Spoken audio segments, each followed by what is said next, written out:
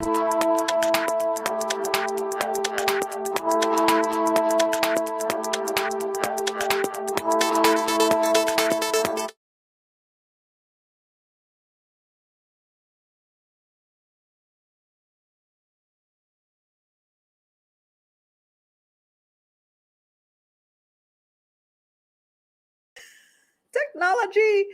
Let's do that all over. Redo. Hello, everybody, and welcome to Taking Stock live from Kingston, Jamaica, KRM Studios.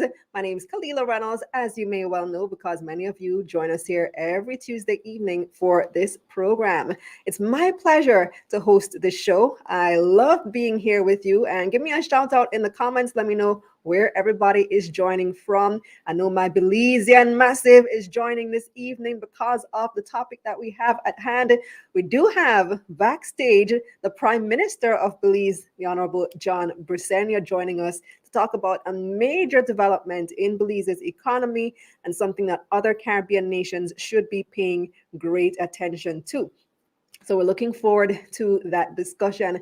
Also, if you haven't subscribed to the newsletter yet, make sure you do that. KalilaReynolds.com/newsletter. Super important so that you don't miss any of our notifications, any of our videos, anything that's coming up. And yes, the masterclass is finally dropping on Thursday evening. We have a live premiere scheduled. Not really a premiere, but we're going to be doing, I don't want to call it a webinar either. I don't like that word. It's so boring. But launch, a live launch on Thursday evening for the masterclass. It's a 6-part video series, Investing for Beginners Masterclass. So it will teach you how to start investing on the stock market. You will also get my ebook, my investments tracker spreadsheet, which, let me tell you, that damn thing has given me a headache. That's the reason it's been held up for quite a few weeks, because we were supposed to launch at the end of November and we had to push it back and push it back again. And so now we're finally ready to launch Thursday evening. So join me for the launch on Thursday at 8 p.m. right here on YouTube and Facebook as well. It will be live streaming. And those of you who join the launch will get a special discounted price for the masterclass. So I see Spanish Town, St. Catherine checking in, Mandeville checking in, Blessed Love from Spanish Town, Mobay, Ocho Rios, Montego Bay again, Mandeville, another one from Ocho Rios, Freetown, Clarendon, UTEC, Jamaica, J. Claire joining from Belize, Janelle joining from BZ, I'm guessing that's Belize as well. I know it's Belize, joking. Kingston, 872 joining from Kingston, Patrick Smith in Spanish Town, Malik in Kingston. And yeah, so good evening to everybody. Here's a look at what's coming up on tonight's show, followed by what's hot in business this week. The government of Belize has conducted one of the largest debt for nature swaps in the world, getting $250 million of the national debt written off in exchange for certain marine protections. How did they do it? And is this a model that other highly indebted Caribbean nations can follow? I'll speak with Belizean Prime Minister John Briceno. And the analysts weigh in on the latest market developments. The Bank of Jamaica has suspended Alliance Financial Services Cambio license. And over in the U.S., November job growth has again been disappointing, with an increase of just 210,000 jobs last month. And both Walmart and Target's Q3 results are out. We'll discuss. But first, here's What's Hot, brought to you by Jamaica Money Market Brokers, your best interest at heart. The Bank of Jamaica has suspended Alliance Financial Services from operating its Cambio and remittance businesses. The company also can no longer operate as a payment service provider, as the BOJ has revoked its authorization to operate in the fintech regulatory sandbox. In a release late Friday, the BOJ said the moves became necessary following the charges laid on the principals of the company by the Financial Investigation Division. Alliance Financial's President Peter Chin and Vice President Robert Chin have been charged with several offenses, including breaching the Banking Services Act for accepting deposits without the requisite license from the central bank. Alliance Investments and Alliance Finance have also been charged. At the same time, the company is insisting that it remains in good standing with all government financial guidelines and regulations. The directors are to appear in court on December 16 to answer to the charges. The news comes almost a year after Alliance's IPO was suddenly suspended indefinitely as regulators probed a matter said to be related to its principals Robert and Peter Chin. The development has sent shockwaves throughout Jamaica's financial sector, with concerns being raised about who will fill the gap in providing foreign exchange and remittance services to the public. According to its IPO prospectus, Alliance is one of the largest MoneyGram operators in Jamaica, conducting 30% of all MoneyGram transactions and handling more than 8% of all remittance inflows on the island. Some 500 employees are now likely facing unemployment. President and CEO of Scotia Group Jamaica, Audrey Tugwell Henry, will take on the role of Senior Vice President SVP of the bank's Caribbean, North and Central operations effective January 1. The position will see Tugwell Henry overseeing operations in the Bahamas, Cayman, Turks and Caicos, in addition to Jamaica. The promotion comes 1 year after her appointment as head of the Jamaican operation. In her new role, Tugwell Henry will focus on driving growth in the region and charting forward the bank's customer-first strategy, which is underpinned by the ongoing digital transformation of the bank's operations. Guardsman Armoured is now Beryllium. Under the new brand name, Beryllium says it will continue to ramp up its technological capabilities to become an outsourcing company for high-risk technology and finance processes. The company says the rebranding stems from its commitment to technology and to philosophy of partnership. It says it will build on big data capabilities to support the central bank digital currency. It will also fully integrate additional business process outsourcing BPO clients into their portfolio of partnerships. Jamaican hemp company Virtues recently completed another shipment of hemp flour to the United Kingdom. The move is part of the company's aggressive push towards increasing its reach to more international markets. The latest shipment went to nutraceutical company NAS Essential, which produces medicinal products. Virtues has been exporting hemp flour and biomass to partners in the United States and United Kingdom since 2019. They are now looking to expand to more countries, including Germany, Australia, Brazil, and South America, in the hopes of positioning Jamaica as the leading hemp producer in the region. Virtues is one of 3 hemp farms in the Caribbean. 14 companies will be awarded at the second virtual staging of the Jamaica Manufacturers and Exporters Association JMEA Awards Gala on Thursday, December 9. The awards will recognize and reward the achievements of local manufacturers and exporters who continue to make extraordinary contributions to nation building throughout 2020. 21 awards are up for grabs, with the 2 most anticipated being the Governor General's Awards for Manufacturer and Export of the Year 2020. A silent auction of quality locally manufactured products will also be conducted, with bidding to open until the close of the awards. Persons will also have the opportunity to win gate prizes. What's Hot was brought to you by Jamaica Money Market Brokers, your best interest at heart.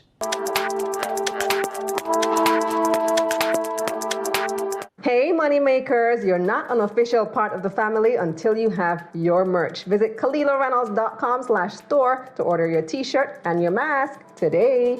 Let's get this money. This segment of Taking Stock is brought to you by Bulwark Insurance Agency, insurance made easy, and Appleton Estate, Jamaican excellence. Welcome back, everybody. Glad to have you in the house. Those in Jamaica, those in Belize. I saw somebody posting from Panama. So it's great to have people from every walk of life and all over the world joining us live this evening on Taking Stock. Well, tonight's episode is a very special one to me because, as you all know, I'm from Belize and I'm actually interviewing the Prime Minister of Belize this evening. See, I would say my Prime Minister, but the way how people set up, if I say my Prime Minister, no, I say add a PUP. PUP is his political party there in Belize. So I'm just going to introduce him as the Prime Minister of Belize, the Honorable John Briceno. Welcome to Taking Stock, sir. Hi, Kalila. Good evening. Thank you very much for inviting me to your show. And you could say my Prime Minister. We're not that bad. I mean, you know that people are thinking of PUP or UDP, but that's fine. But certainly, thank you for inviting me on your show. As I told you earlier, I've watched a number of your shows, and little did I know that I was going to be invited on your show. So thank you very much. Well, I'm very happy to have you. Very, very honored and happy to have you, especially in the context of what we're talking about tonight, which is the blue bond. So, people in Belize are familiar with this because it's been all over the media for the past several weeks, couple months actually. But this may be a new topic to people who are watching in Jamaica and the rest of the Caribbean this evening. They might not have heard about it because it hasn't got much regional press, although it has gotten quite a bit of international press. I saw The Economist covering it, the New York Times, Wall Street Journal, all the big international publications have covered what has happened in Belize in the past. It really was closed when? Late October PM? Yes, no, we closed on late October, early November, when we actually closed with the payments. And certainly it is something that has gotten pretty much worldwide attention. Even here in Central America, Latin America, they're already looking at opportunities of how they can pretty much, they copy what we have done by getting debt forgiveness, but tying it along with conservation efforts. So it's a win-win situation for most countries that can be able to get that going, and the Caribbean is no exception.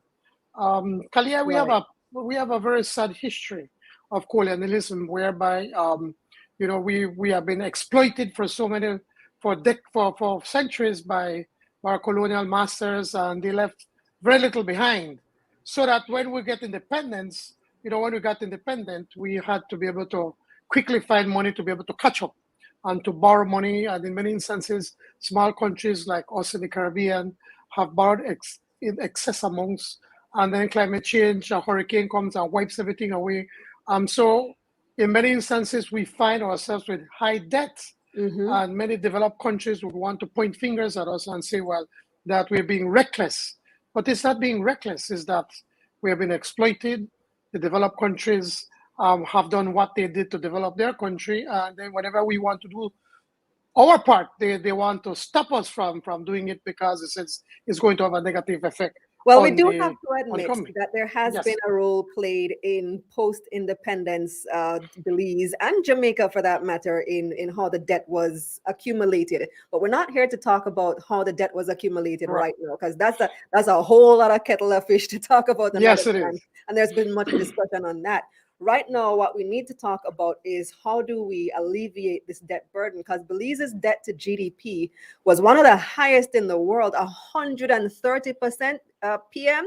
It was 130%, and we have set a target of reducing it to 85% by 2025. So Which is in 4 years. within 5 years, where we have 4 more years to go, we have already, with this move with the super bond, where we managed to negotiate very hard with the bondholders. We managed to get debt forgiveness of approximately 250 million US dollars. That by itself reduced debt to GDP by 12%. And So so from that goes a 130, long it way. goes down to 118. To 118, yes. And remember, now we're growing the economy. On the second quarter, we had economic growth of 22.3%. On our third quarter that just finished, we had growth rate of 15%. The third quarter is the slowest quarter of the year. So we're moving in the right direction. Well, 15% is posited on COVID recovery. So it's an unusual number, and many countries are recording high numbers because of the Well, COVID not really. recovery. We are recording some of the highest in the world on recovery, and simply because what we have been doing is also working on getting tourism back. The IMF was predicting that it will take us a year and a half to get back to 2019 levels, and it seems that by this, actually it's 2 years. By the end of this year, we will probably be surpassing the 2019 numbers. But the For big story tourism, is agriculture. That agriculture has been leading the growth. We've seen a contraction in agriculture of exports over the past 13 years. And now here we are now having this explosive growth, selling cattle, sugar, and many of other products to the Caribbean and also to Central America. All right, so let's come back to the blue bond because there's so much to talk about. That's why I keep going on a few Belize is an tangents exciting here. place right And it's the now, first time Kalila. I'm interviewing you on the show, so there's a lot to catch up on. But all right, so you've touched upon what the blue bond is. Let's give some further explanation as to how this works. And I also want to hear the story about how Belize managed to get into it. Like, how did you hear about it, and how did it come about? Well, certainly, as you know, we had this super bond since 2006. Well, first, let's Um, explain for the Jamaican viewers what the super bond okay, is. the super bond is what we consolidated a number of loans from private companies or banks, mostly in the United States. And so we consolidate all of that into a set of bonds that Belizeans refer to as a super bond for about approximately 560, close to 600 million US dollars. But the interest rate was at 12%, and it was unsustainable. So we've been negotiating um, over three successive times since 2007. Of the last one was 2017. And all that the bondholders have been doing was just kicking the can down.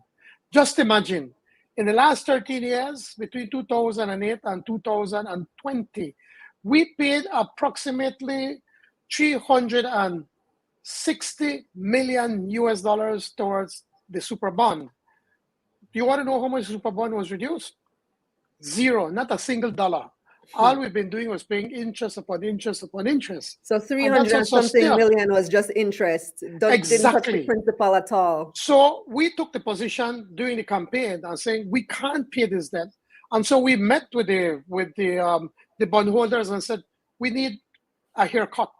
Of course, they said we were not going to talk to us unless we talk to the IMF and go into an IMF program, which required increasing taxes, cutting the public service, firing people. And we said that that's not for us. We came up with our own plan, which is now working, which included some tough decisions, getting the public service to get a 10% cut, cut goods and services by 20%. So when the IMF finally saw what we're doing, they finally kind of nudged us a green light. Okay, seems that you Belize know what they're doing. That's when the bondholders decided to sit and negotiate seriously with us. We then said that we need a haircut, and we tied it with our conservation efforts. So in a way, everything was aligned. Yes, like the stars were aligned for us to be able to pull this off. We managed to get them to take a 45% cut because we're telling them, with this, we're going to set up these blue bonds. And with the blue bonds, now we're going to increase marine conservation by 30%. Belize has already signed up to what we call the 30-30 initiative, that by 2030, countries like Belize are going to have 30% of their marine areas under conservation. So now we said we're going to speed it up. We're going to do it by 2026. So using the idea of conservation, we managed to twist the arms of these bondholders. They're nothing easy to negotiate with. And after extensive negotiations, well, probably over 6 months, which was not too long, we managed for them to accept a 45% haircut, which in effect saved about $250 million from our external debt for Belize. So at what point did TNC, which stands for the Nature Conservancy, enter the chat? Was that part of the original negotiations, or you had already negotiated with the bondholders before that arrangement was made? Ironically, TNC have been trying to sell this idea to the government of Belize probably from before 2015. That idea was brought to the government in 3 different occasions, and it was shut down. I think the government did not see it working. But as soon as they came to us, we immediately saw that it is something that can work, that developed countries are pushing everybody, including developing countries like Belize, to try to do more work with conservation, the issues of climate change. I mean, Belize and the Caribbean and Jamaica, of course, we are feeling the brunt of climate change. So when they came with that idea, we immediately grabbed on it and then developed it more to be able to take the entire super bond, paying that off. Initially, they were talking about $100 million, and then we pushed it to the limit. We came up to about $360 million of blue bonds. So with that, with the 45% haircut, we paid off all the bondholders, and now we have a blue bond for 360 million US. But what is exciting about this is that we're not going to pay the entire 260 million to the bondholders of these blue bonds. We have set up a trust, a marine conservation trust, that by 2040 will be close to 100 million US. That's going to be a permanent trust fund for marine conservation. And then also as a government, we also agreed that every year we're going to set aside from the national budget $4 million US for, again, marine conservation. 40% of that money will be used by the Ministry of the Blue Economy to be able to assist us with our marine rangers, to be able to assist the Coastal Zone Management Authority. And then the other 60% will be used by our NGOs in marine conservation, that they could access also this money. So it's a win-win. And imagine now for us making available $4 billion US, and then setting up a permanent fund that by 2040 is going to be worth about 100 million US dollars to do what we had already committed to do, which is to set our marine conservation, to increase it by 30% by 2026. So for us, we were quite excited and pleased about what we managed to do in such a short time. Mm-hmm. So yes, the goals are indeed impressive, and we'll be watching to see if those goals are accomplished within the time frame that has been given. But I want to come back to the terms of the new bond, the blue bond, because you mentioned earlier that what the super bond did and other debt renegotiations between 2017 and now, I think up to 2017, had done was simply kick the can down the road. But that is part of the arrangement with the blue bond too, isn't it? Because the tenure has been extended by, I think it's 6 years, 7 years. Well, it's going to be a 19-year bond. It's a new bond that they're issuing. But we're not going to be kicking the can down the road, because what we're doing for 9 years, Belize is going to be paying only interest. And the interest rate, the effective interest rate, is going to be, I think, under 4% over the length of the bond. Then starting in 9 years' time, I think it's going to be 2030. Then we're going to be paying interest and the actual bonds that we have issued out.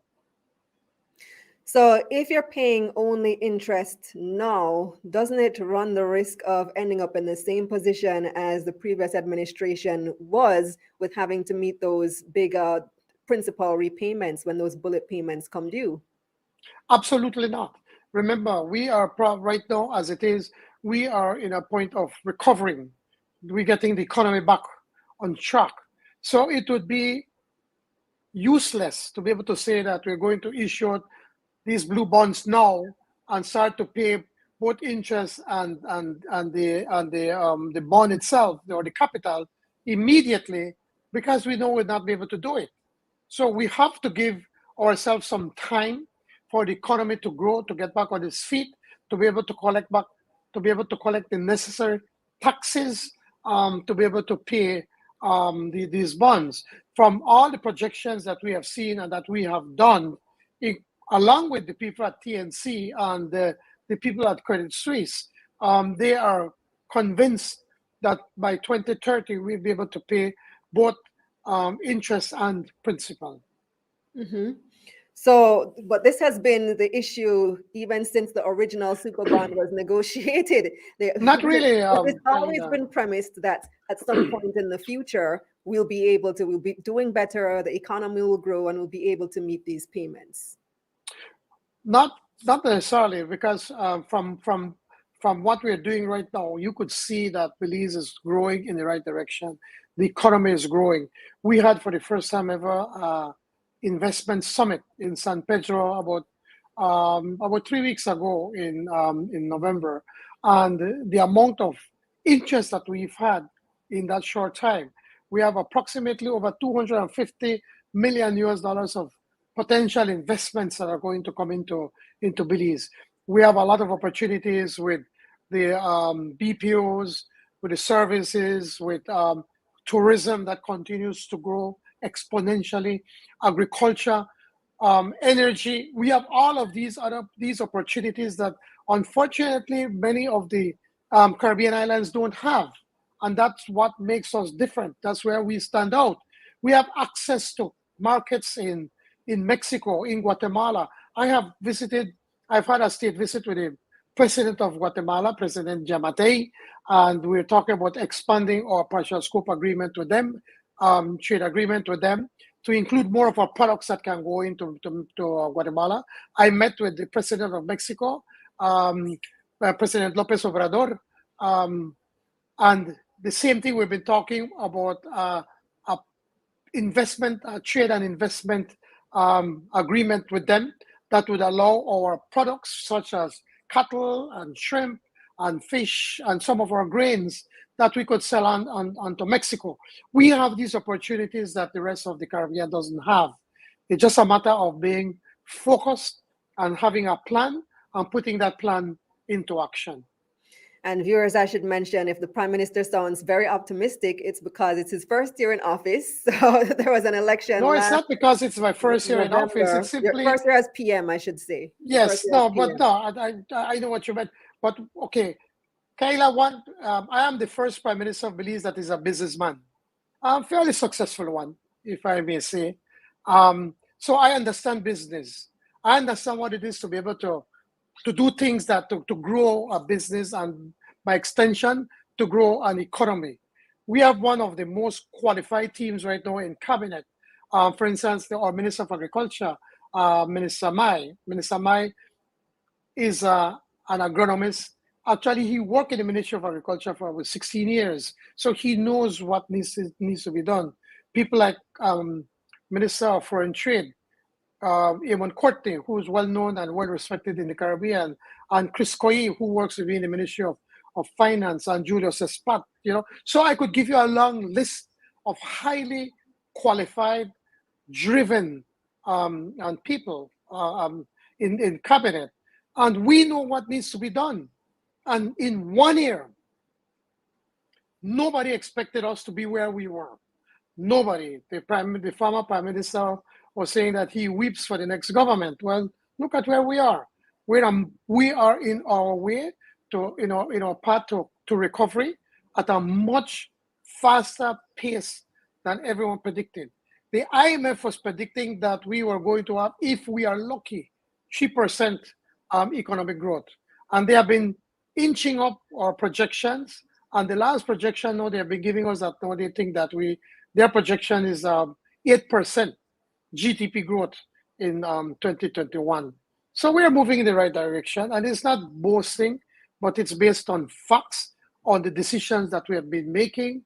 For instance, we just looking at e-governance. How is it that we're going to make more digital technology available to provide a more effective, more efficient, more transparent, and accountable services to our citizens? We just launched yesterday, Monday, our national digital plan, coming up with a national ID, digitizing vital statistics, digitizing the land registry, and so many other things that we plan to do within the next few years ahead of us. Right. So it is impressive, PM, that Belize has been able to avoid going to the IMF, because just a few years ago in Jamaica, almost exactly where Belize was, with astronomical debt, 130% and beyond to GDP, it required an IMF bailout. One of the steps that Jamaica took in order to bring that debt to GDP down and overall debt down, which had a tremendous effect as well, was repaying or buying back the Petro-Caribe debt. So is Belize in any position to take a similar type of step? Yes, we are working on that right now, and we hope to be able to make an announcement by the end of this year. And we are aiming for substantial savings for the Belizean people. So we're working hard, Kayla. Kalila, from all angles, from every conceivable idea that you could think about. Trust me, we are thinking and looking at it and see how we can use it to benefit our country. We need to reduce the debt to GDP. We need to create that fiscal space because we still have a lot of investments that we have to do as a country to be able to develop it and to continue to attract investment, both local and international investment into Belize. Absolutely. So we definitely need to get that debt to GDP down. The debt in general needs to come down. And I'm glad that you guys are thinking of many other ways to bring it down. How much savings will this blue bond result in? How much more space will you have in the budget annually? Well, it has, as I said, it's already saved 12% of GDP. In dollar And terms? it is going to save us $50 million between now and 2025 US. So that's $50 million that we have to be able to Per year? play with. No, total for the next 4 years. Remember, our economy is way smaller than Jamaica. So $50 million is a lot of money for the government, for our budget. We have a yearly budget of about $500 million. So saving approximately 12.5 million US is substantial. It's a substantial amount of money when you compare it to our budget. For context, again, viewers, Belize's population is about, what is it now? 400,000? About 430. I would say it's about 430,000 and counting. We're counting. So we're at 430,000. Yet we are about if I remember right, about a third larger than the landmass of Jamaica. Yeah, it's almost twice the size of Jamaica, but a much smaller population. But that so population that's what I'm also saying. makes Belize one of the largest by population in the Caribbean. Yeah, but that's why it makes it so exciting that Belize has so much opportunities, and I think that Belize has a bright future. There are certain things that are out of our hands. God forbid a hurricane were to strike Belize, and I said knock on wood, and we were so lucky that we were spared this year, and we thank our Creator for that. But it's a matter of having a plan, being focused, and making sure that you work hard every single day to get that plan implemented. We have a very ambitious plan as on what we presented as Plan Belize, and we are doing everything possible to be able to get that plan working for our citizens here in Belize. Let me take a question from one of our viewers. Somebody, let me see if I can find it. They were asking what happens if the 30% isn't met, meaning the marine conservation efforts.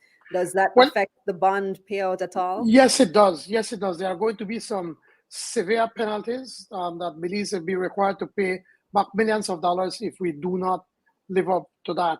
But we have every confidence. We have already been mapping out the areas. What we're doing is that we're going to be mapping the rest of the land, the rest of the marine areas that we need to map out for conservation. Is going to be in our exclusive economic zone, the EEZ zone, where we do our fisher folks are more concerned from the barrier reef that we have to the mainland. That's the area where they work and where they live off. In the exclusive economic zone, in that area where there's very little activity, and so those are the areas that we're going to be able to block off for marine conservation. And for other Caribbean leaders who may be in tune this evening, is this a route that other highly indebted Caribbean countries could take? Is it available? I think it is. And I think that TNC is also looking for other areas where they can be making these kinds of investments. And to other Caribbean leaders, to my colleagues in the Caribbean, they can be looking at, well, first of all, you need to look at your expensive debt that you may have. We had expensive debt with the super bond, and these were also debt from private individuals or private banks, as opposed to the multilaterals like the CDB and World Bank and IDB and etc. So once you could put that together and then look at in the Caribbean, pretty much we've all agreed that we were going to set up, we're going to push a 30-30 or 30% of our marine conservation. So we can take that opportunity to be able to go to these groups that we owe money to and then try to arrange a way whereby they can reduce the debt, forgive the debt, and then at the same time to be able to do what we have promised. Remember, our frustration, certainly my frustration with the developed countries, is that we have been doing our part when it comes to conservation. It is the developed countries that have not done their part, and they have made their monies on our backs. I think they have a moral obligation to be able to make monies available to us, to be able to reduce the debt, and for us to be able to fight poverty. The greatest threat to the environment is poverty. And if we could address that issue, then it would be easier to protect the environment. And the developed countries that have the money, that are the main polluters and creating climate change that is directly affecting us, they should be held accountable, and they should make monies available to us. And they can make monies available to us to pay off some of the debt in return for us to be able to be conserving more of our natural beauty, from which they are going to benefit from. Well, I wish you great success with this effort on both fronts, both the debt reduction front and the marine conservation efforts, because it can only be beneficial. Make sure you meet the targets, PM. We will meet the targets. We're watching. Trust me on that one. Paying attention. Trust me, we are going to it. And whenever you come to Belize, I will show you. I'll prove it to you. I'll hold you to that. Thank you so much. And thanks for the opportunity, Kalila. And we're very proud of what we have accomplished. We're prepared to meet with anyone who wants to talk to us, where we can share our experience, especially to our colleagues in the Caribbean that can take advantage of what we have done. We don't have to reinvent the wheel. We are prepared to share with them what we have done. Thanks again, Prime Minister John Briceno. He's the Prime Minister of Belize. Stay with us, everyone. When we come back, we'll have your market recap, and the analysts are standing by. Of Taking Stock was brought to you by Bulwark Insurance Agency, insurance made easy, and Appleton Estate, Jamaican excellence. Time now for your market recap, brought to you by Sagicor Investments. Think wealth, think Sagicor Investments.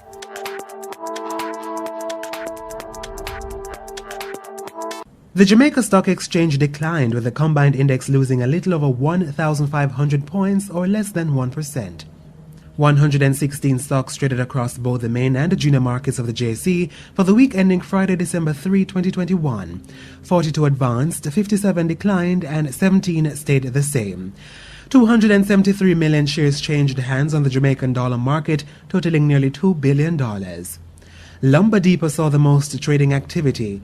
It took up 52% of market volume. People bought and sold 142 million shares in the company. The stock, however, lost 15 cents to open this new week at $2.75. JMMB Group 7.5% traded the second highest volume, with people buying nearly 50 million shares in the company. The stock remained unchanged to open this new week at 89 cents. And Kingston Wharves rounded out the most traded, taking up nearly 8% of market volume. The stock lost 73 cents to open this week at $43.24. Now let's see who had the biggest gains for the week. After being ordered to pay its customers more than $220 million for breaching its guaranteed standards, Jamaica Public Service 5% D stock price jumped nearly 24% to close last week at 47 cents.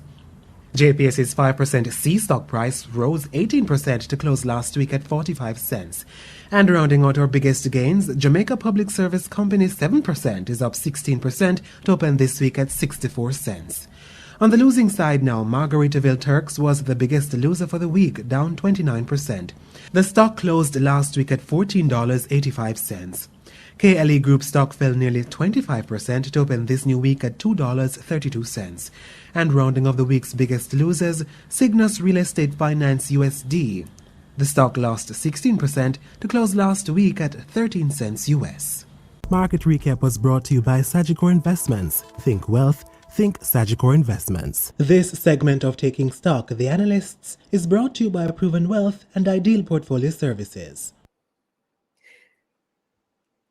Welcome back. And before we continue with the analysts, I forgot to offer the PM something very important. So, Prime Minister, next time you come to Jamaica, or next time I go to Belize, which will probably be soon, I'll bring you a bottle of Appleton rum. I look forward to that. And this is the good Kalila. stuff. We'll have a drink. That's a smooth drink, by the way. Yes. Especially the 21, the aged rum. I don't drink a lot, but that's a very good drink. So thank you very much for the offer. I will hold you to that. You'll get it. I'll put it in my suitcase. I have to declare it. Or maybe you could give me a waiver. I will work on it. I will work on it. I'll see what I can do. Maybe I can call somebody who knows. Mm-hmm. But thank you very much for the Appleton rum. I look forward to it. Thanks again, PM. Thank you. So let's introduce our analyst panel. We have a lot to talk about, a lot going on in the business world this week. Oh, before we do that, let me also ask you to take our poll this week. And here's our poll question. How do you feel about Alliance Financial Services license being suspended by the BOJ because of breaches of the BOJ Act, the Banking Services Act, and the Proceeds of Crime Act? Let me know how you feel. Comment below, and also leave take the poll question on the community tab of my YouTube channel. So how do you feel about this whole development with Alliance? A lot going on there. All right, let's introduce the panel of analysts for this evening. Who do we have? Wealth Manager at Ideal Securities Brokers Company, Orick Angus. Assistant Manager of Private Equity at Proven Management, Julian Morrison, and Research and Strategy Analyst at Sagicor Investments, Jodianne Aris. Welcome to the show, or welcome back. Hi, thank you. Evening, guys. Yeah, Kalila. Yes, good evening. Orick, you guys have done a name change, a rebranding. I noticed Ideal Securities Brokers now. Well, we've been rebranding for the last year and a half, but Ideal Securities Brokers is a separate entity from Ideal Portfolio Services. In the coming week, you'll get more information on that. But Ideal Securities is a primary brokerage similar to a Proven and a Sagicor, while Ideal Portfolio Services is a portfolio management company. So it's two different segments of our business. Okay, understood.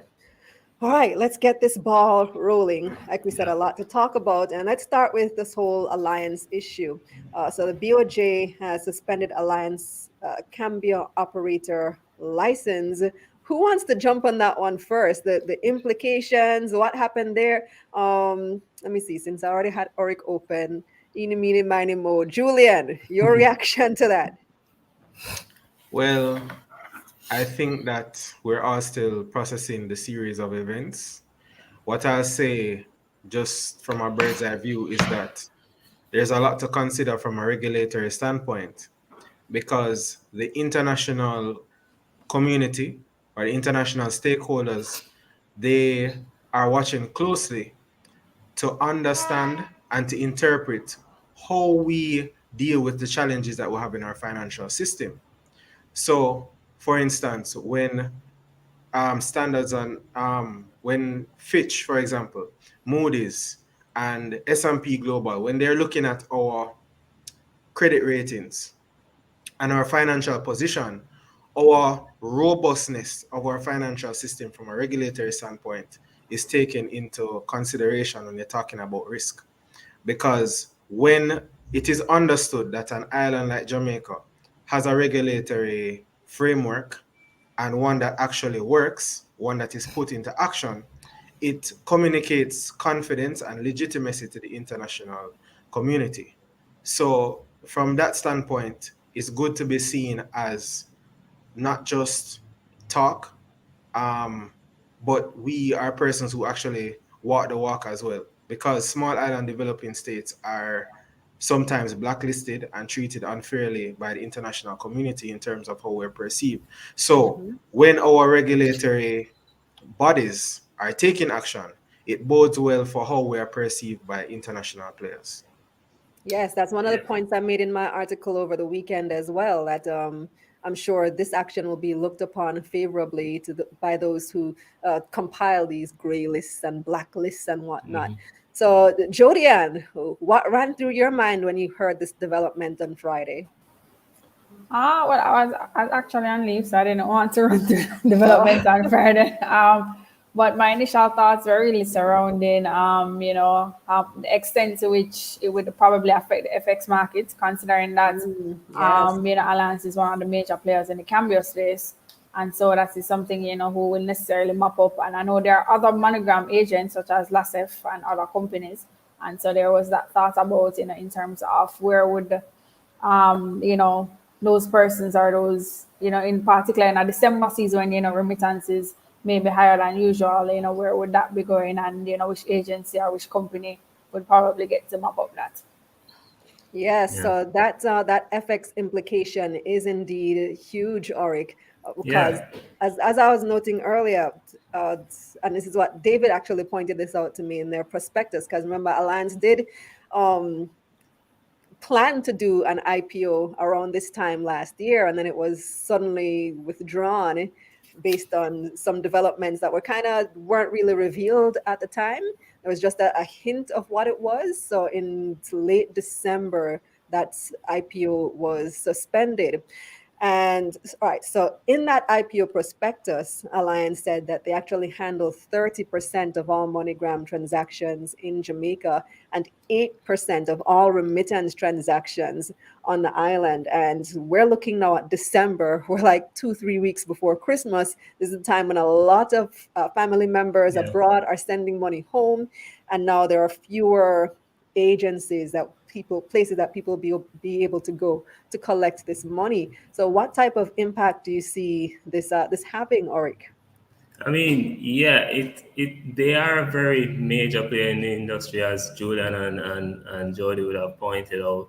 I think that it will impact the industry tremendously, because their 30% is a lot when you talk about the Mm-hmm. remittance segment, but all in all, from my understanding, from my 2 sentences, is that in scenarios like this, the BOJ would have been working with you over some time. And if it comes to a point where they have to publish this sort of news, it means that it has been going on for some time.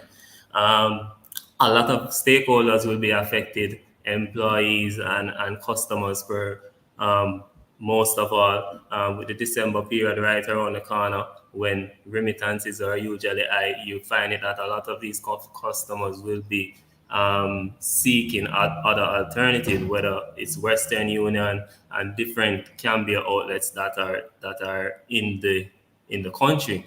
I think that they're going to be affected tremendously. Like I said before, the December period is a very sensitive period when it comes on to remittances. They have a lot of damage control to do, both long and short term. And as Julian pointed out, this really affects us in the eyes of the international public. So it's scenarios like this, in us Jamaicans from opening a trading account, for example, with a TD Ameritrade, or other trading companies overseas that we'd like to do business with because we are blacklisted.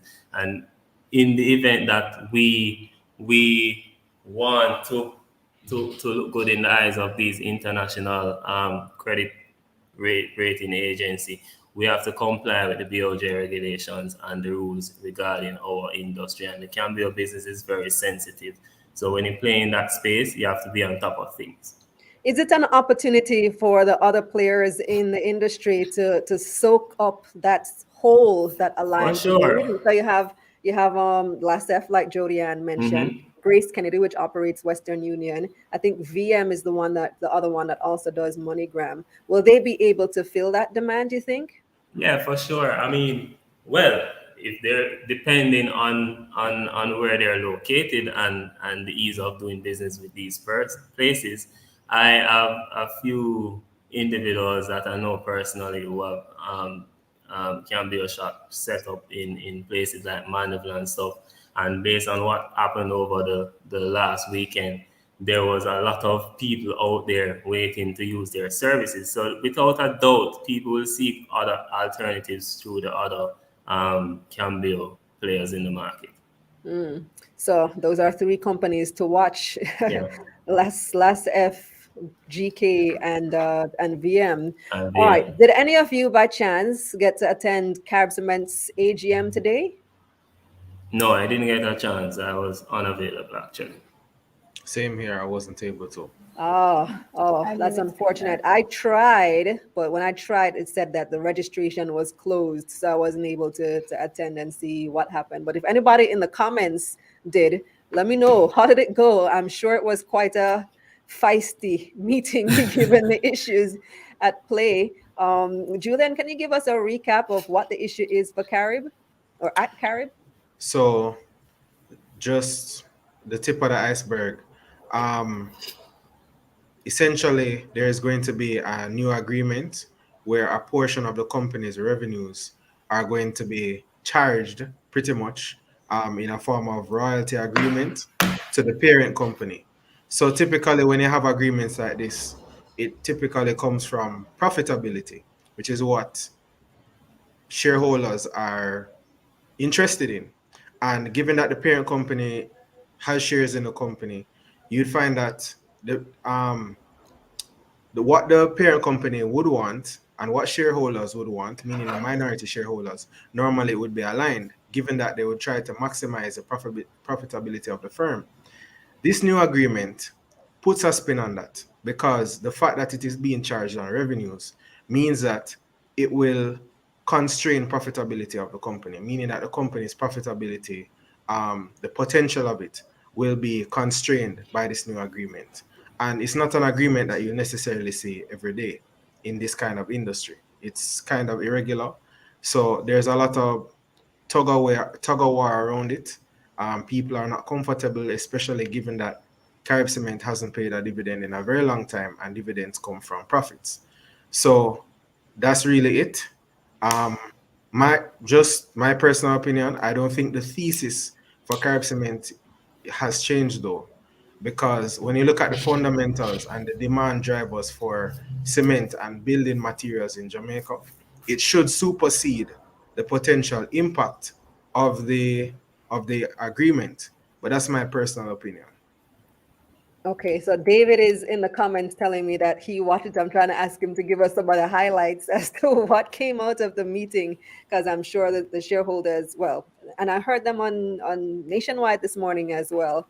Dan Theok from Mayberry and Dr. Alfred Dawes, an investor, so representing minority shareholders as to what their concerns are about Carib Cement. Where is the stock price now? Is it still falling, or it's about the same as where it was last It's around week? $76. Hold on.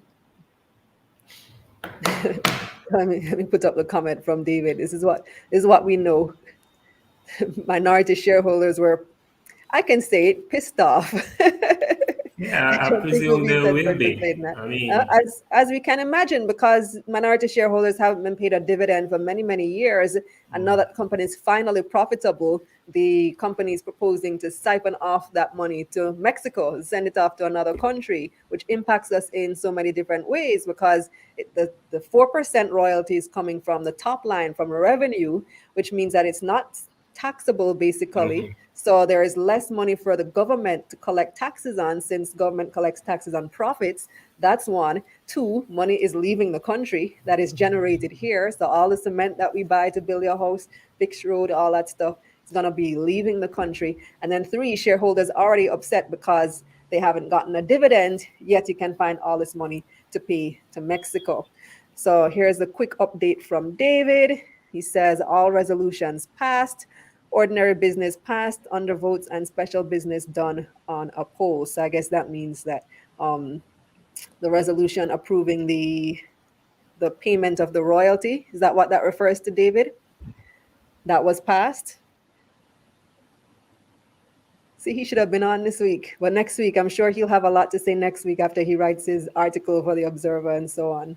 Let's move on to another topic. And he says, yes. So the resolution to pay the royalties to Cemex was passed at today's AGM. All right, beauty of the internet. See, we can get that live update. Let's move on to the international markets now. All right, starting with job growth in the United States, Jody Ann. So job growth was disappointing in the US. How so? Yes, it wasn't really what we're expecting. So they were anticipating a little bit more in terms of job growth. And so I'm just going to share my screen and we can look a little bit more on that one.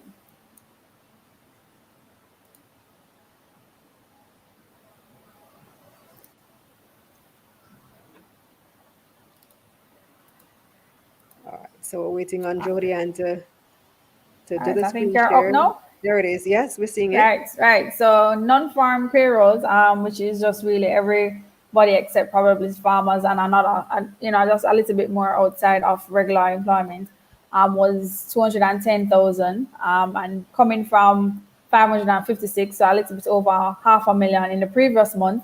And so we're anticipating around Wall Street was anticipating about 573,000, and it was only 210 that you saw in terms of gains. And so that was a little bit, quite a bit of a disappointment in terms of expectation for job growth. And, job growth is one of those things that would fuel activities within the economy. So the more persons you have employed, is a little, is the more the wheels of the economy get to turn. And so, that brought a bit of a disappointment, particularly, to investors who would have been looking to say, going into, the Christmas season in terms of retail sales, would have been probably not as was expected. But in terms of a little bit of good news, when it is that you look at, how it is that employment has been moving relative to pre-COVID. So if it is that you look at the US economy in February 2020, so employment was about 152.5 million. And then we had that steep dip with COVID, so the economy would have fallen off. And then we're noting that we are, each month we are gaining in terms of adding jobs, and so that deficit is dipping, and so we are getting a little bit closer to the pre-COVID levels as at November 2021. And so if it is that we had met expectations, then we would have been just a little bit closer to pre-COVID levels. So it means that not having met expectations in November, then the timeline for getting back to pre-COVID levels may extend a little bit further. But we continue to watch to see, how all of this plays out. It is keen, where you want a labor force to be there to drive. And so, it is a bit of optimism, as I said before, going back to getting closer to pre-COVID levels. And there was another chart that showed in terms of employment rate. So if you look at unemployment, we noticed that there was a spike in unemployment, once we had the hit of COVID. And so we're noticing that is coming back down and, in levels closer to that what we'd have been used to pre-COVID. And so even though, they didn't hit numbers for what they had wanted in terms of job growth expectations, unemployment rates actually dipped in the November. So that is another point of, a little bit of optimism in that market space. Okay, so those are things that we definitely keep our eyes on because, U.S. job numbers indicates health of the economy, implications for businesses. Are businesses growing? Are they not growing? And so on and so forth. They affect companies listed on the stock market in the United States. And those of us who have investments in those companies would watch those numbers. And we're going to talk about two of those companies in just a moment. But first, David is on with us. So David, hello. Good night. Let me try and find a better light source. And unscheduled. I'm the resident analyst, so that's how it is. Yes, and we know you attend all of these meetings. So give us your report. How was it today at Carib Cement's AGM? Not as desired. And not as desired by whom? Let me just explain. So, first thing first, respect to the dividend query. They said that they're still formulating everything, and that the policy should be completed by Q1 2022, which should be between January to March 2022, and that it should be presented to shareholders at the next AGM, which is odd because they don't necessarily need the shareholders' approval to actually approve a dividend policy, which is odd. And then with respect to the whole royalty conversation, what happened in that case was that they did it on a poll rather than a vote. So let me explain the difference. So under the company law and articles of incorporation, the rules that govern the company, a vote is where each shareholder is equal. So if I own a share in the company and I want to vote, I am one person. It doesn't matter how many shares I own, I'm just one vote in the overall count. So because of that, since they knew that persons would have voted down the royalty and they'd have lost on a vote, they invoked part of the Companies Act, where since they actually have at least 1/10 of the ownership or the voting capacity, they're able to push it to a poll. In the case of a poll, the number of shares you own matters more than the number of persons present. And since they own 79.04% of the ordinary shares, they, in essence, end up winning the vote. So although the majority was 91%, there should be clarity with that. They closed the registration on Friday, and on top of that, although they own 79.04% of the issued shares, that does not necessarily mean that other persons voted in favor of the resolution. You have to remember that if 1% of the shares were issued or represented at the meeting, and you see 91% majority, that's a different story. But because everybody was represented at the AGM, you end up seeing 91% majority and thought that 91% of the persons who own shares voted in favor. That isn't the case. So that kind of gives some clarity as to what's going on. And would you want any further information about the royalty? Well, what I'm wondering is, do minority shareholders have any recourse at all? To be honest, no, because because of the AGM, and this is why you mentioned Dan Theok from Mayberry earlier. The Mayberry is the largest shareholder, apart from the Cemex trio, which is Trinidad Cement Limited, TCL Nevis, and Cemex. They actually sent a circular to Carrier Cement and asking them to circulate to shareholders. But since Mayberry didn't own the quote-unquote 1/10 majority needed to affect that result, never went through. And the reality is, once the resolution is put to a poll, if the majority owners want it to go their way, it's going to go their way, because back in 2016, I believe, when the shareholders were dissatisfied with KPMG's work. Please note, this is not respecting any auditing firm, with the KPMG's quote-unquote work with Cable and Wireless Jamaica when it's still listed. They voted against their reappointment, and the company secretary invoked the holders option. And when they came back 30 days later, because the majority owners had more shares, KPMG was reappointed. So it's not like in the So US what I where gather based on listening to the conversation on the radio this morning is that there seems to be some attempt to lobby the government, because as you know, Carib Cement has an exclusive, is it both manufacturing and distribution license, or just manufacturing? So I know they have to an exclusive clarify license. there, they have protections under the tariff system, meaning that so they're the only person that basically manufacture and distribute in Jamaica, yes. But apart from them, Bino Cement and Carib Cement are only two companies, well, with Growth Tech now, that's actually allowed to import cement into Jamaica. So because of that, Carib Cement has basically a protection But system that's in that that place that to growth tech prevent it. license, I understand from a very credible source that even though they've gotten that license, they have been prevented from actually importing cement using the license. So that's a But whole other well, issue. but But what here's an interesting point. In their addendum to their third quarter results, which was released back in October, they said that they actually imported cement during the period to make up for the time when they were shut down, which is why the profits were so depressed. So that's something to actually consider. It's not, I'm saying, this was in a document that was published on the Jamaica Stock Exchange's website, which is what they stated, which is why profit was depressed. The cost of sales went up significantly because that import cement to supply the gap in the market at the time from their shutdown exercise. Jodian, let me bring the other analysts in here quickly. Jodian, you think there's anything that the government could do relating to this situation, perhaps as it relates to those tariffs that are levied against anyone who, so the protection that Carib Cement is currently afforded? It seems that that is the route that the minority shareholders want to go in lobbying the government.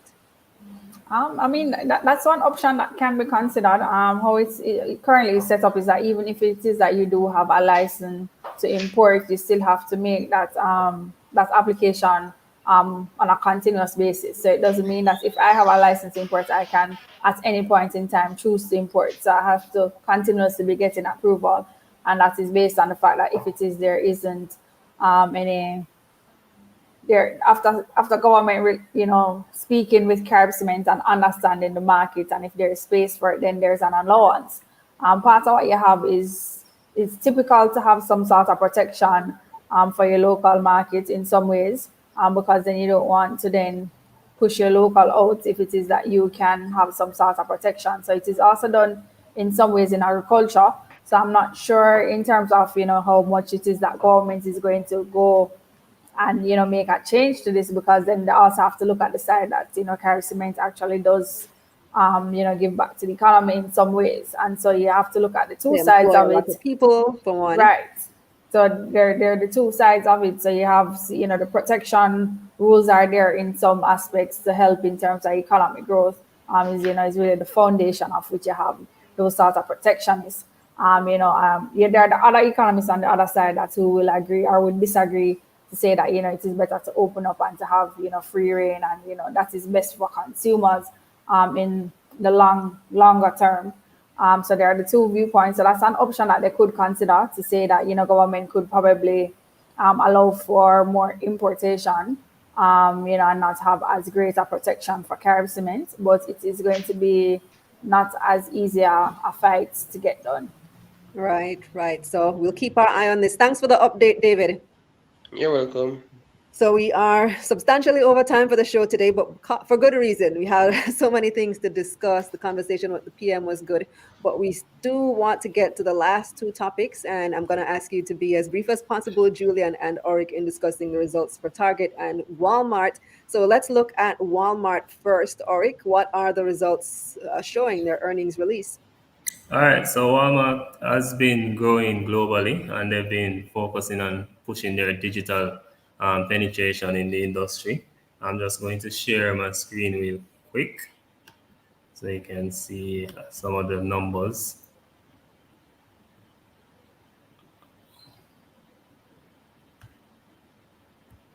All right, good. All right, so some of the key takeaways from the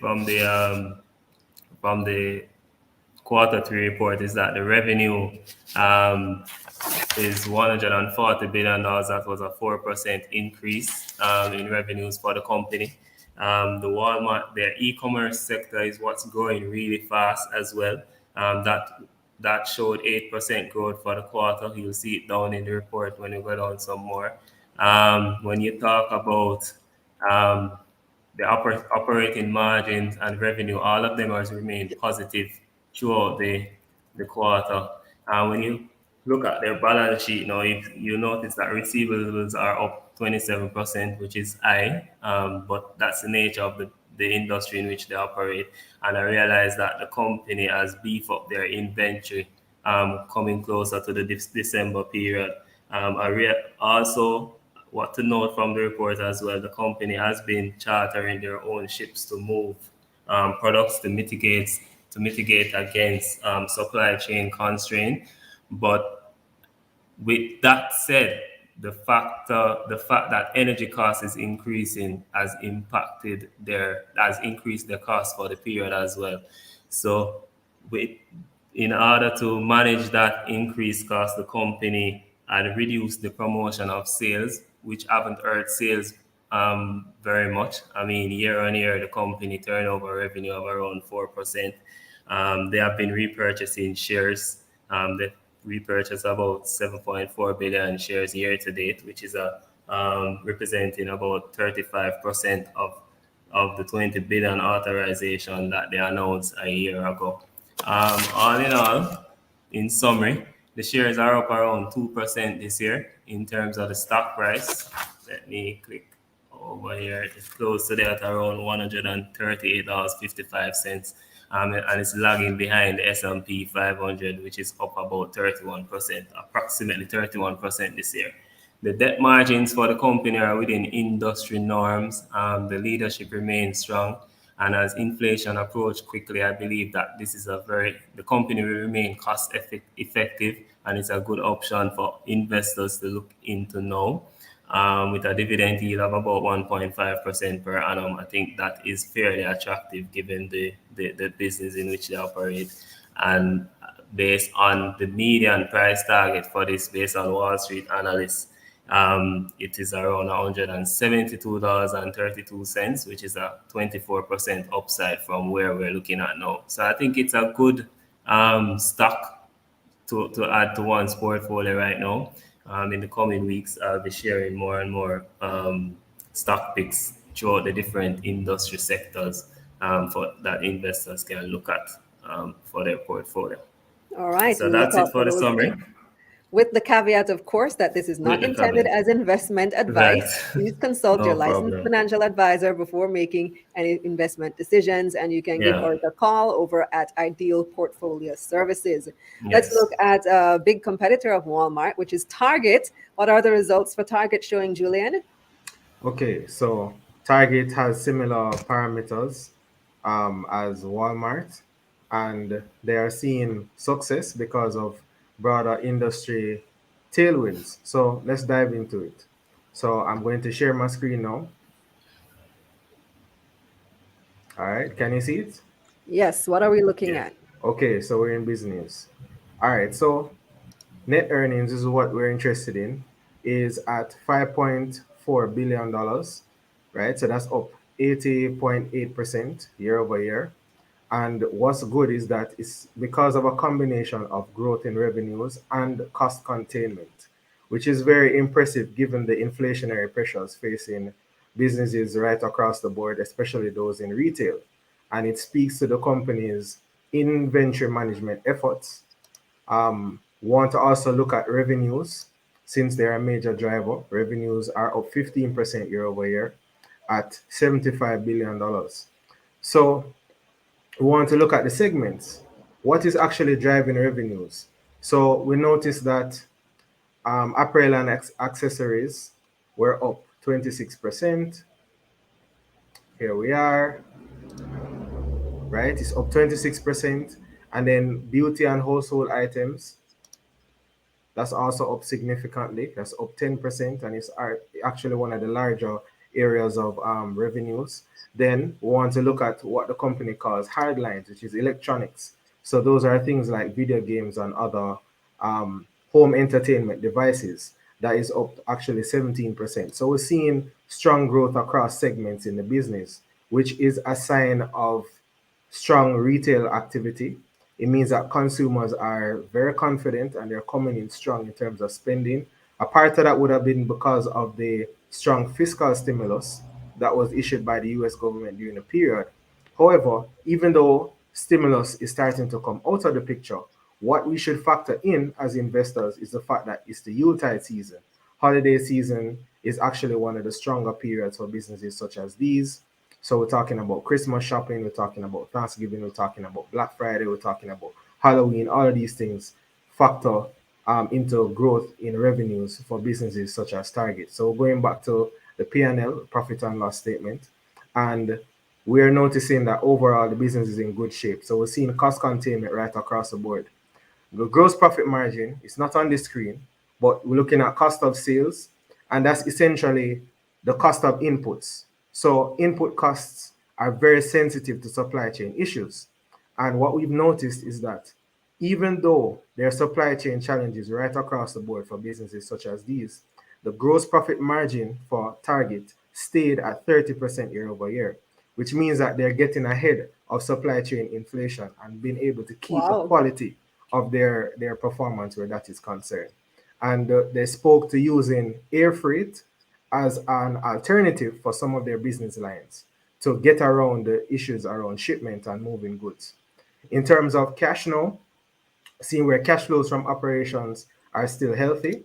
Cash flows from operations came at $5.6 billion, and that's actually more than earnings. So we're not just talking about earnings growth in isolation. We're talking about earnings growth that is backed by cash. So it means that the company has quality earnings because that earnings is backed by cash. Very important for businesses such as these. Now, we saw where the business is using some of its cash resources to buy back stock. And why is that important? If companies buy back stock, it means that the supply of the stock or the float to minority shareholders has fallen. But if demand for the stock stays the same, it means that it's much easier for the stock to rally or to rise over time because there's less supply and there's the same amount of people who want that stock. So that is something for shareholders to consider. The stock has what is called an upward bias, meaning that it's easier to rise because of the share buyback. When we're talking about earnings now, we expect the company to make $7.2 billion for the year, which is strong because last year they made $4.4 billion. So this would be a knockout year for Target. So let's talk about the stock price. So back to the screen now. It's at $2.45 as at the time of this call, $245.63. That's where we are now. That translates to a PE of 18 times, right? And a business like this that has a return on equity of 50%, which is significant, would command a higher PE because the return on equity speaks to the performance of the business. So businesses with a higher ROE command a higher PE, meaning that the business deserves to trade at a higher price given its performance. So if we're at a trading PE of 18 times, right, and we're seeing this price level, it means that at a PE of say 21 times would give us a price of about $285, right? So that is a price target that investors can look at. That's $40 higher than where we are right now. So for further perspective on the price, it's actually down 8.7% from the 52-week high, right? And it's actually up 6.3% from the 200-day moving average. So pretty much the stock still has room to run. It's a business that is expected to do well for its financial year for 2021. Here's the real question. Why is Fashion Nova sending you ads? You've been doing some online shopping.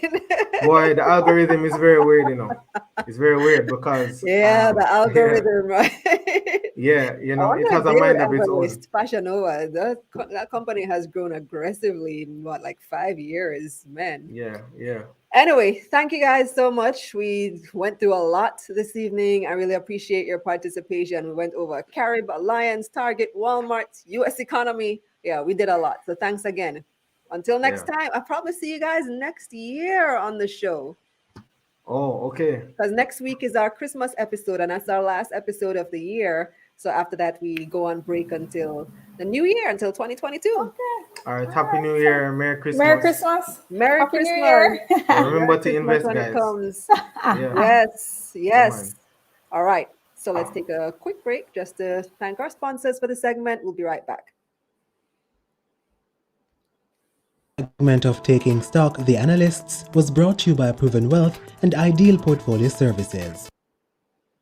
I forgot to mention, and this should have been in our What's Hot in business news. So you heard about the new curfew hours. Let me bring it up. So we have an extra hour for the Christmas holidays, and I think the curfew is now 11 o'clock for Christmas and New Year's. Let me find it quickly in my chat. Let me see. Okay, so new curfew hours effective December 10. So that's next week. Today's the 7th, 8th, 9th, 10th. So Friday.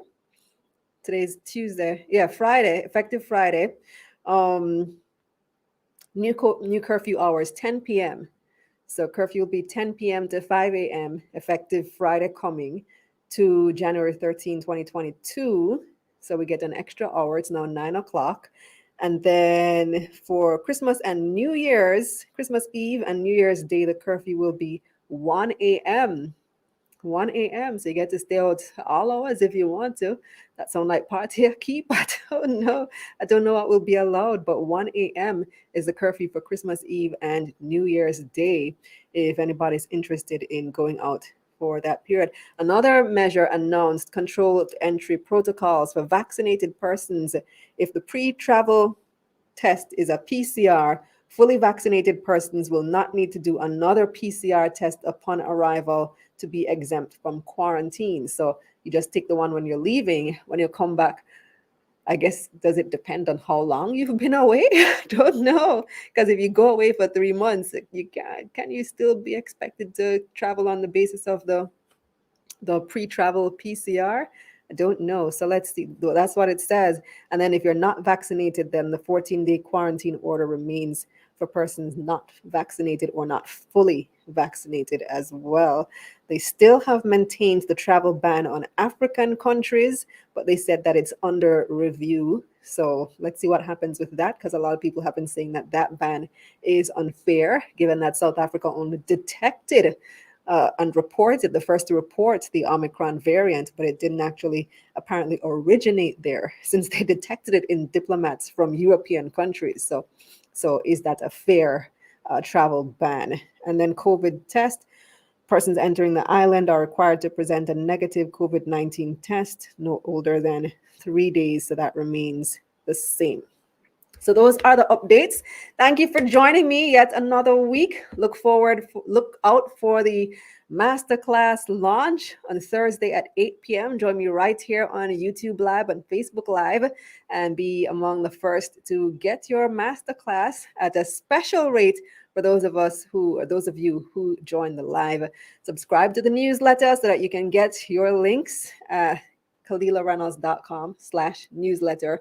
If you haven't done so as yet, 108 of you are still joining us right at this very moment. Please hit that like button, smash that like button right now. I'll give you a second to do it. And that helps us, speaking of the algorithm that Julie had mentioned, that helps YouTube to show it to other people. So smash that like button for me, please, and thanks. And you can leave a comment in the general comment section as well. So this week on Money Mondays JA, I gave you your Christmas shopping tips to make sure that you survive the Christmas period with some money in your pocket. Next week on Money Mondays JA, I'm going to give you your January survival guide as well. Tomorrow on Money Moves JA, we will be looking at diversity in the workplace, why businesses should hire more young people and people from inner city communities as well. Why is that good to have that diversity, that type of socioeconomic diversity, age diversity, gender diversity in the workplace? O'Neill Grant will be my guest. Thanks again for watching, everybody. Loved having you. Any giveaways for the likes next week? Tuesday, for Taking Stock. Yes, our Christmas special, our Christmas episode, we'll be doing giveaways. So stay tuned for that.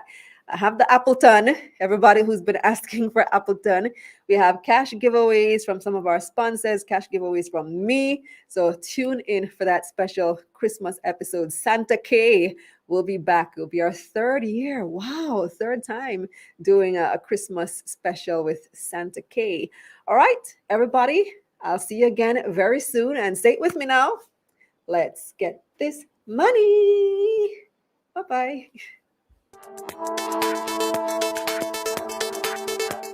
Let's get this money.